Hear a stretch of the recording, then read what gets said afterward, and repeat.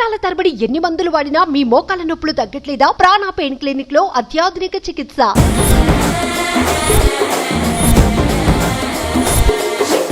ఇవాళ నా షోలో ఉన్న స్పెషల్ గెస్ట్ ఎవరు అంటే ఒక లేడీ ఫైర్ బ్రాండ్ అని కూడా చెప్పుకోవచ్చు. మరెవరో కాదు, బిగ్ బాస్ సంజన.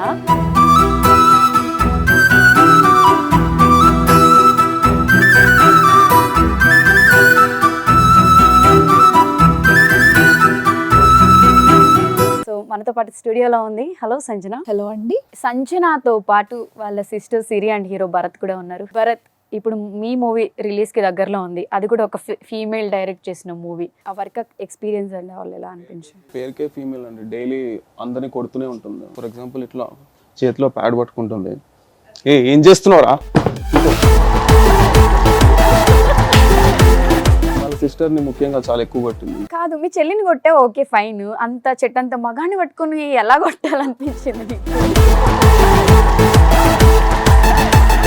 ఓకే, వీళ్ళిద్దరు సెట్ లో కూడా ఇంతే క్వైట్ అండ్ కామ్ గా ఉంటారా? మా డైలాగ్స్ కూడా ఆవిడే చెప్పేస్తుంది.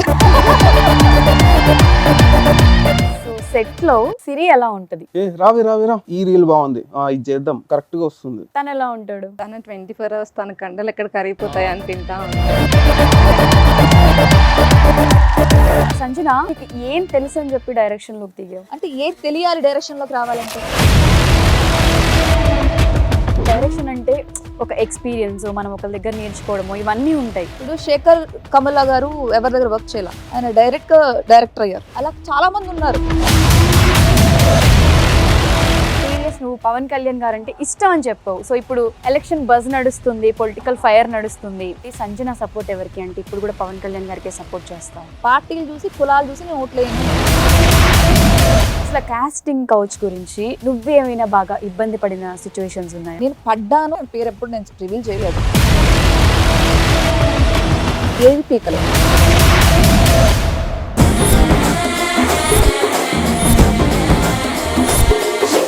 Hello guys, welcome to Suman TV. నేను మీ నందు, అలానే welcome to Nandu's chit chat.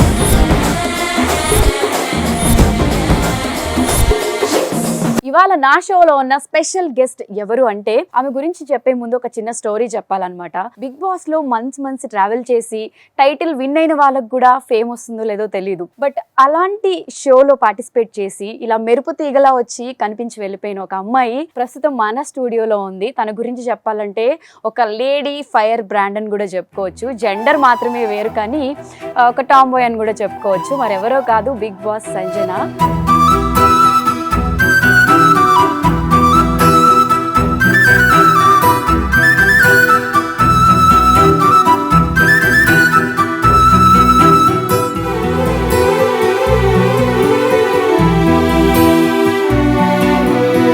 మనతో పాటు స్టూడియోలో ఉంది. హలో సంజన. అక్కడ కనిపించావు, ఇక్కడ ప్రత్యక్షం అయ్యావు, ఏంటి స్టోరీ?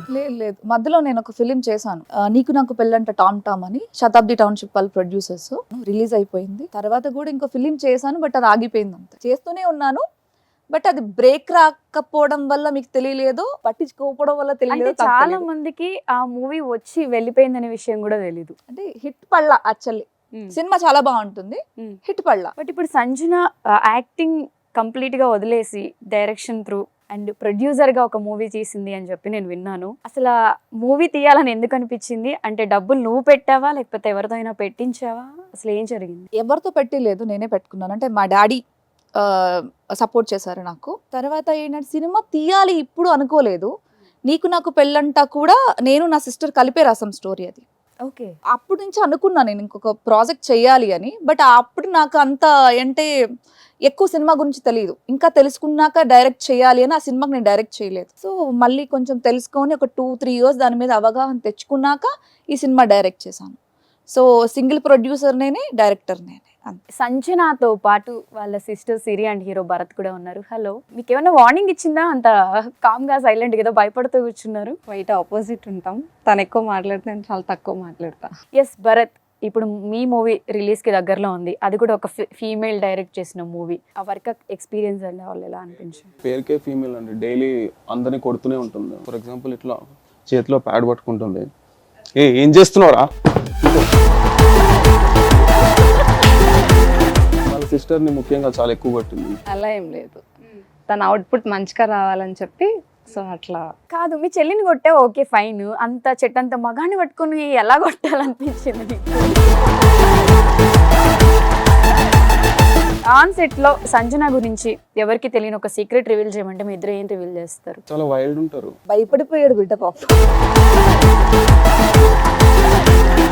సంజన, మనకెవరు యాక్టింగ్ ఛాన్స్ ఇవ్వట్లేదు, సో మనమే ఒక సినిమా తీస్తే అయిపోతుంది అని చెప్పి ఈ మూవీ తీస్తావా? ఫస్ట్ ఆఫ్ ఆల్ అది నువ్వు ఇంటెన్షనల్ అడిగావో లేకపోతే కావాలని అడిగావో నాకు తెలియదు, కానీ ఒకటి చెప్పాలి ఏంటంటే నాకు సినిమా ఆపర్చునిటీస్ ఇంకా చాలా ఉన్నాయి. నాకు డేట్స్ లేక నేను వదిలేసా ఇప్పుడు సినిమాస్. అది చాలా మందికి తెలియదు. అంటే ఒకటి అంటే ఏం చెప్పొచ్చు, బిగ్ బాస్ నుంచి వచ్చాను నువ్వే చెప్పు, చాలా మందికి రాని ఫేమ్ ఒక 1 వీక్లో ఎంఐకి వచ్చింది. నేను ఆల్మోస్ట్ బిగ్ బాస్కి వెళ్ళి 5.5 years అవుతుంది. 5.5 yearsలో ఏ చిన్న సినిమానో చిన్న వాళ్ళు తీసినయో ఉంటాయి కదా, లో బడ్జెట్ ఫిలిమ్స్లో అడుగుతూ ఉంటారు, నీకు తెలియదు కాదు. అంటే ఏ ఫేమ్ లేని వాళ్ళకే ఉన్నప్పుడు నాకు అంత ఫేమ్ ఉండి నేను మిస్ హైదరాబాద్ అయ్యి ఉండి బిగ్ బాస్కి వెళ్ళుండి నేనే రాజు నేనే మధ్య వర్క్ చేసి ఉండి నాకు సినిమాస్ రాకుండా ఉంటాయా? బట్ నేను తీసుకోవట్లా.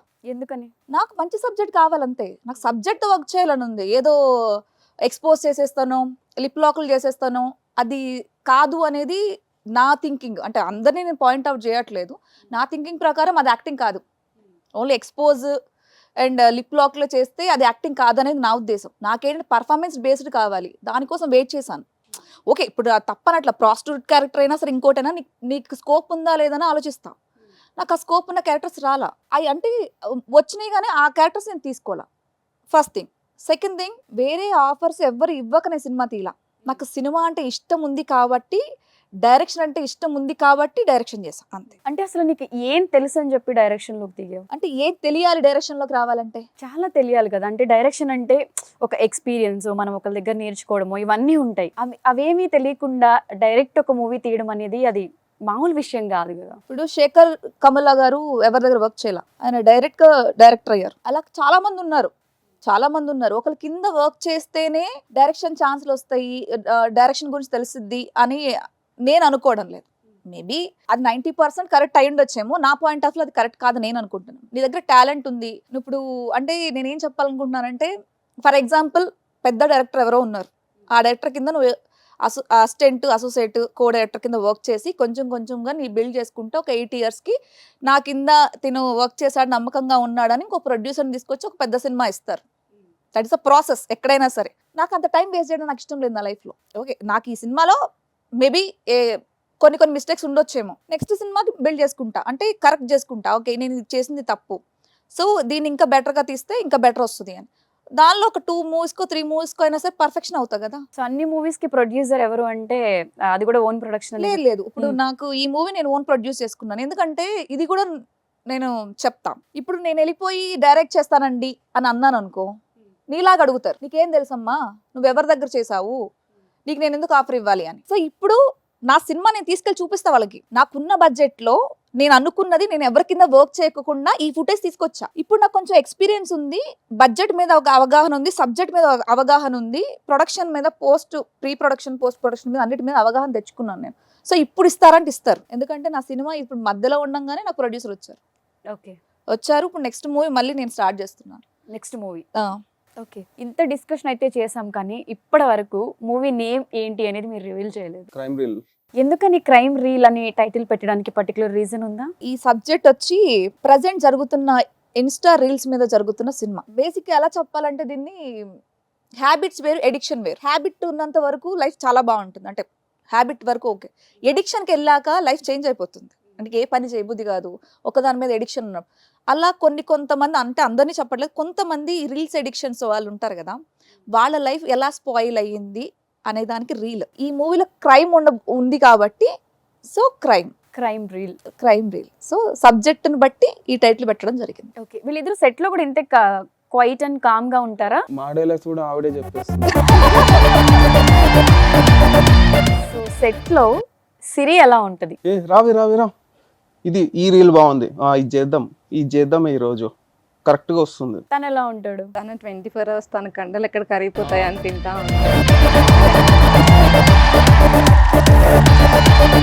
యాక్చువల్గా ఒక మూవీ తీస్తున్నావు అనగానే ఎందుకు మీ సిస్టర్ని హీరోయిన్ గా పెట్టాలి అని అనిపించింది? అంటే బయట వాళ్ళకి కూడా ఛాన్సెస్ ఇవ్వచ్చు కదా. అది కరెక్ట్ క్వశ్చన్. యాక్చువల్లీ సో అనుకోవచ్చు మా చెల్లి కాబట్టి చెల్లిని హీరోయిన్ చేయడానికి సినిమా తీసిందేమో అని కూడా అనుకోవచ్చు. అది తప్పు.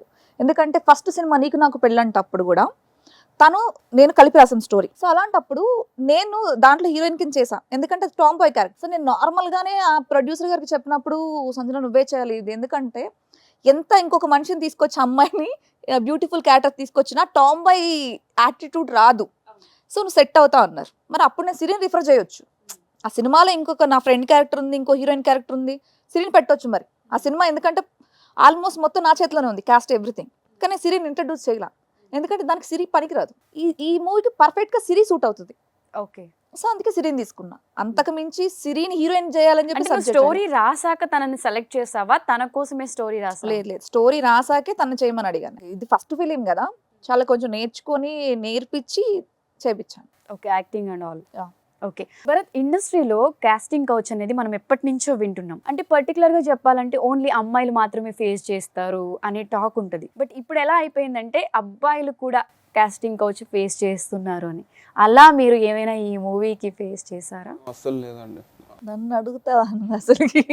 యాక్చువల్గా నేను తన త్రూ ఎందుకు స్టార్ట్ చేశానంటే ఎక్కువ అమ్మాయిలది వింటాం అండ్ అబ్బాయిలే ఫేస్ చేస్తున్న రోజులు కాబట్టి యాజ్ ఏ ఫీమేల్గా నువ్వు ఎన్నో చూస్తుంటావు. అసలు కాస్టింగ్ కౌచ్ గురించి నువ్వేమైనా బాగా ఇబ్బంది పడిన సిచ్యువేషన్స్ ఉన్నాయా? నేను అదే చెప్తున్నా, నేను పడ్డాను. ఆ సిచ్యువేషన్స్ అన్ని అప్పుడు చెప్పాను నేను, కానీ పడినప్పుడే నేను దాన్ని అక్కడికి క్లోజ్ చేసేసా అంతే. ఇప్పుడు నన్ను అడిగాడు అప్పటికే చంపబాగలు కొట్టేసి వచ్చేసా అంతే. మళ్ళీ పగలగొట్టావా? అది ఎప్పుడో చెప్పాను నేను, బిగ్ బాస్ అప్పుడు ఇంటర్వ్యూస్ అప్పుడే చెప్పాను నేను. అప్పుడు అడిగాడు కొట్టేసా వచ్చేసా అంతే. వాడు చెప్పుకోలేడు కదా ఎందుకు కొట్టానని. సో నేను చెప్పను, నేను చెప్తే ఆ పేరు అంటే వాట్ ఎవర్, అది మన సెన్స్. చెప్తే చెప్పొచ్చు, లేకపోతే లేదు. బట్ ఇంకొక అమ్మాయికి అన్యాయం జరుగుతుందంటే ఆ పేరు బయట పెట్టొచ్చు, లేకపోతే లేదు. ఇప్పుడు వరకు వాడు అసలు ఉన్నాడో లేదో నాకు తెలియదు కాబట్టి నేను పేరు ఎప్పుడు నేను రివీల్ చేయలేదు.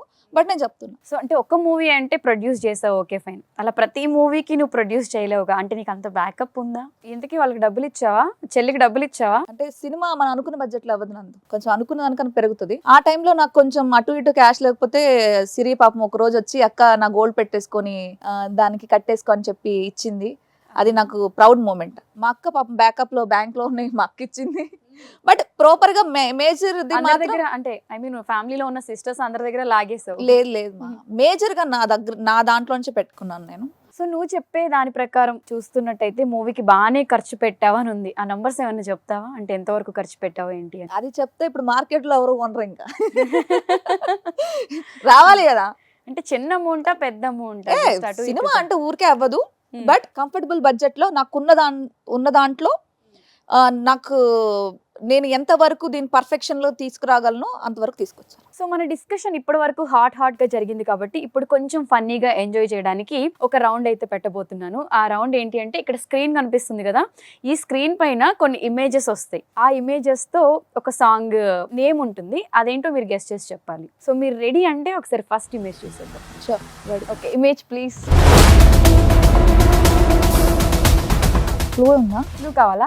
పక్కనదేంటి? చాయ్. ఇంకొక వర్డ్ టీ. దోస్తి సాంగ్. యా, అంత పెద్ద ఆర్ఆర్ని తీసుకెళ్ళి ఆ దోశలో వేసారా బాబు? ఎస్, ఈ ఆన్సర్ ఒకసారి రైటా కదా చూద్దాం. Answer please.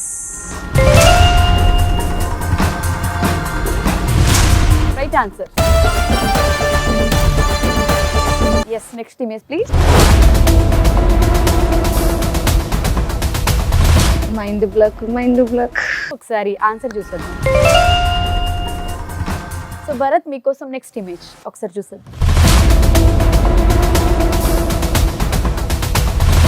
Door 3 AM. Door బయటికి.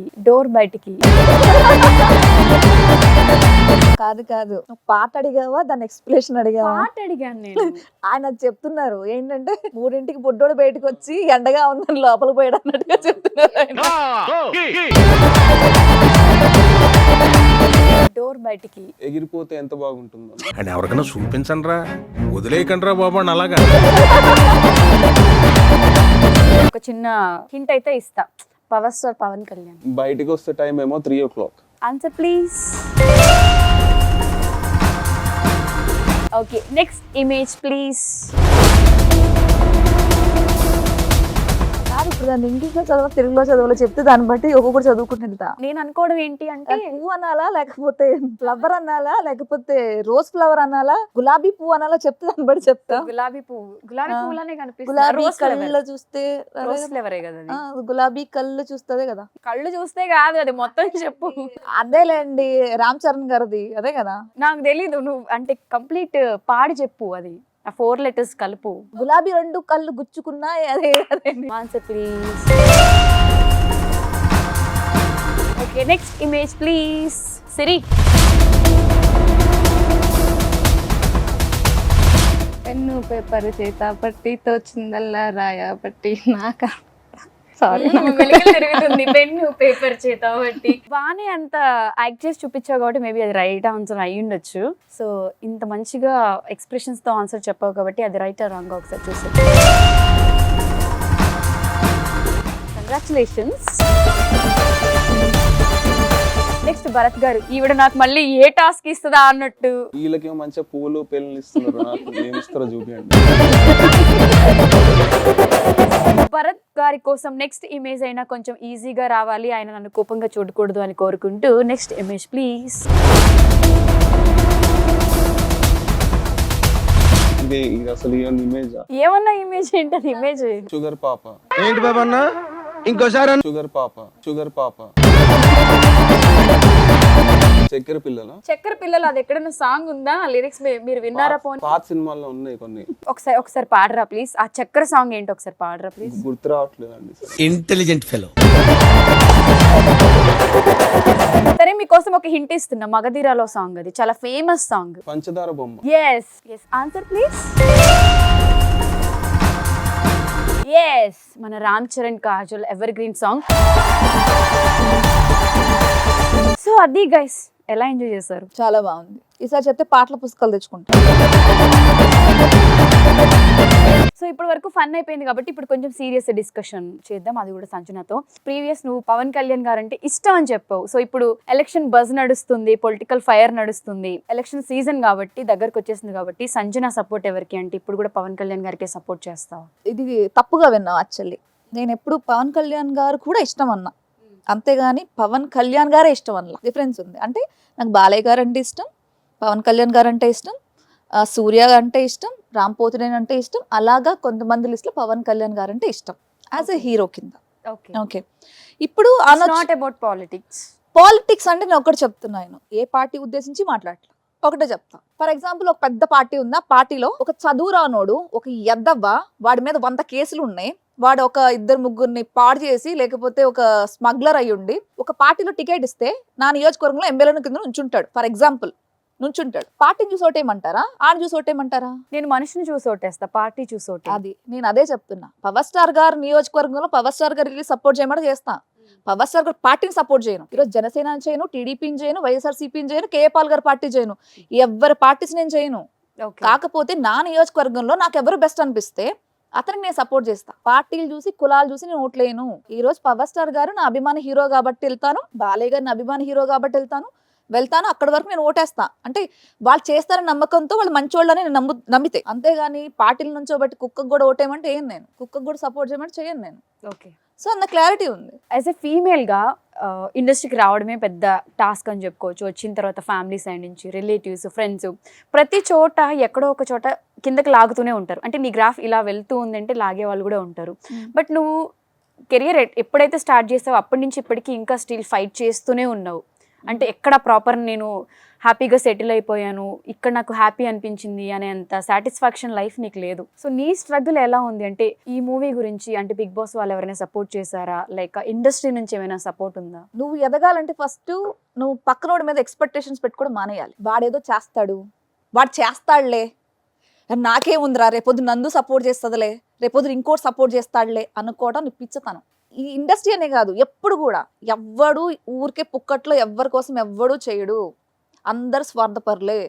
ముఖ్యంగా నేను ఒకటే ఎవరికైనా చెప్పాలంటే, సొసైటీని పెద్దగా పట్టించుకోవద్దు. సెకండ్ థింగ్, చుట్టాలను అసలు పట్టించుకోవద్దు. చుట్టాల వల్లే సగం సంక నాకేది లైఫ్, చుట్టాల వల్లే. మా పెద్దమ్మ కొడుకులు ఇలా అనుకుంటున్నారు, మా అత్త కొడుకులు ఇలా అనుకుంటున్నారు, వాళ్ళెవరో అలా అనుకుంటారేమో, అనుకున్నారేమో. ఈ అనుకున్న దాన్ని బట్టి నువ్వు అనుకోని ఏది పీకలేవు, అది నేను అనుకుంటా. సో నువ్వు ఎప్పుడైతే చుట్టాలని చుట్టాలుగానే ఫీల్ అయ్యావనుకో నువ్వు ఎదుగుతావు. అది first thing. Second thing, big boss గురించి వస్తే కొంతమంది బాగానే ఉన్నారు, మిగతా వాళ్ళు మేబీ దీనికి ఫేమ్ లేదు, దీంతో టచ్లో ఉంటే మనకి యూజ్ కాదేమో అని పట్టించుకోవాలా. అలాంటి వాళ్ళు నాకు అవసరం లేదు, నేను పట్టించుకోవాలి. నాకు వెళ్ళి ఇంకొకరికి ఆలమే పడాల్సినంత అవసరం లేదు. వీళ్ళతో ఫ్రెండ్షిప్ చేస్తే నాకు లైఫ్ వస్తుంది, వీళ్ళతో ఫ్రెండ్షిప్ చేస్తే ఈ షోకి పిలుస్తారు, వీళ్ళతో ఫ్రెండ్షిప్ చేస్తే ఈ ఆఫర్లు ఇప్పిస్తారు అనే అంత మైండ్ సెట్ నాది కాదు. సో నాకు ఫ్రెండ్షిప్కి వాల్యూ ఇవ్వాలి. అలా ఇచ్చిన వాళ్ళతో నేను ఇప్పటికీ ట్రావెల్ చేస్తున్నా. ఈవెన్ వాళ్ళు పోరా బాయ్ అనుకున్నాను. ఈ సినిమా వరకు వస్తే ఈ సినిమాని ఆడియన్స్ అసలు ఎందుకు చూడాలంటే ఎనీ వన్ రీజన్ ఒక్కొక్కరు ఏం చెప్తారు? ఫస్ట్ తన నుంచి స్టార్ట్ చేద్దాం ఈ ఆన్సర్. మీ మూవీని ఆడియన్స్ థియేటర్కి వచ్చి ఎందుకు చూడాలి అంటే ఏం చెప్తారు? మెయిన్ సొసైటీలో అయ్యే రీల్స్ గురించి, అమ్మాయిలకి అయ్యే ప్రాబ్లమ్స్ గురించి బాగా చూపించారు. సో అందుకని చూడాలండి. ఖచ్చితంగా చూడాలి. సిరి, ఈ మూవీ ప్రతి ఒక్కరు చూడాలి. Like crime reel movie name. ఎందుకు చూడాలి అని అంటే లైక్ నవ్వేడేస్ అందరూ రీల్స్ చేసి అయి చేసి నాకేంటి నేను పెద్ద హీరోయిన్ అయిపోతా, అయి చేస్తా అని చెప్పి ఇంట్లో పోట్లాడడం అట్లాంటివి చేయడం, ఇట్లాంటివి చేసి నవ్వేడేస్ ఫైట్ చేసి రావడం అట్లాంటివి చేస్తారు. బట్ మా మూవీలో అయితే మంచి మెసేజెస్ ఉన్నాయి. అలాంటి వాళ్ళు అన్ని డేస్ మనవి కావు. సో మంచి మెసేజ్ మూవీ కాబట్టి చూడాలి. ఓకే సంజన. నేను ఈ సినిమా 5 రీజన్స్ చెప్తా ఎందుకు చూడాలి అనేది. ఒకటి, మీరు ఒక గుడ్ సబ్జెక్ట్ మూవీ చూడాలంటే సినిమా చూడాలి. సెకండ్, మీరు సొసైటీలో అసలు ఇండస్ట్రీకి ఇలాగ రీల్స్ ఎడిక్షన్ వల్ల వచ్చేసి లైఫ్ స్పాయిల్ చేసుకున్న అమ్మాయిల లైఫ్ చూడాలంటే సినిమా చూడాలి. సెకండ్ థింగ్, మన పేరెంట్స్ ఒక మెసేజ్ చెప్పాలంటే పిల్లలకి ఈ సినిమా చూడు, మెసేజ్ చెప్పాలంటే సినిమా చూడాలి. ఇప్పుడు నవాడేస్లో ఎలా అయిపోయిందంటే మన ఇంట్లో ఫర్ ఎగ్జాంపుల్ నీ అన్న కొడుకు ఎవరో ఉన్నారు, వాళ్ళ ముందు ఏదైనా చిన్న సినిమా చూడాలి అంటే మనకి ఎంబారసింగ్ అనిపిస్తుంది. కళ్ళు మూసేయడమో లేకపోతే ఏదో మన పేరెంట్స్తో చూడలేం. కానీ ఈ సినిమా చిన్నపిల్ల నుంచి ముసలోళ్ళ వరకు అందరూ చూడొచ్చు. వాళ్ళు చూస్తూ ఒక ఎమోషనల్గా ఫీల్ అయ్యే సినిమా. సో ఓవరాల్గా ఇది నేను కష్టపడి నేను ఏదో చాలా మందికి హెల్ప్ చేయాలి, చాలా మంది అమ్మాయిలు నాలాగా డెవలప్ చేసుకొని వాళ్ళకి అంటే ఏం చెప్పాలి, ఒక ప్రోత్సహించాలి అంటే మీరు ఖచ్చితంగా ఈ మూవీ చూసి అసలుకి మీ ఫీడ్బ్యాక్ ఏదైనా నేను తీసుకుంటా. గుడ్, ఇంతకన్నా బాగా చేస్తే బాగుంటుందన్నా కూడా నేను తీసుకుంటా. సంజన బాగా చేసావు అన్నా తీసుకుంటా. సో దానికోసమైనా మీరు ఈ సినిమా చూడాలి. సో ఇంతకీ ఇన్ని చెప్పారు కానీ మీ మూవీ రిలీజ్ డేట్ ఎప్పుడు మా ఆడియన్స్ కి చెప్పలేదు. మేము June 7th వస్తున్నాం. సో June 7th మా సంజన డైరెక్ట్ చేసిన మూవీ థియేటర్స్ లో రాబోతుంది. మూవీ నేమ్ వచ్చేసి క్రైమ్ రీల్. సో తప్పకుండా మీరు అందరూ థియేటర్కి వెళ్ళి మూవీ చూడండి అండ్ ఎలా ఉందో కమెంట్ సెక్షన్ లో కమెంట్ చేయండి. సో మీరు ఇచ్చే కమెంట్స్ బూస్టప్ మేడం నెక్స్ట్ మూవీకి అనుకోవచ్చు కాబట్టి. And all the very best మీ ఇద్దరికి కూడా. అండ్ సంజన, ఇలాంటి మూవీస్ ఎన్నో తీయాలి, హిట్ కొట్టాలి, మళ్ళీ హిట్ పార్టీలో కలవాలి అని చెప్పి హార్ట్ఫుల్ గా కోరుకుంటున్నాను. Thank you so much for coming.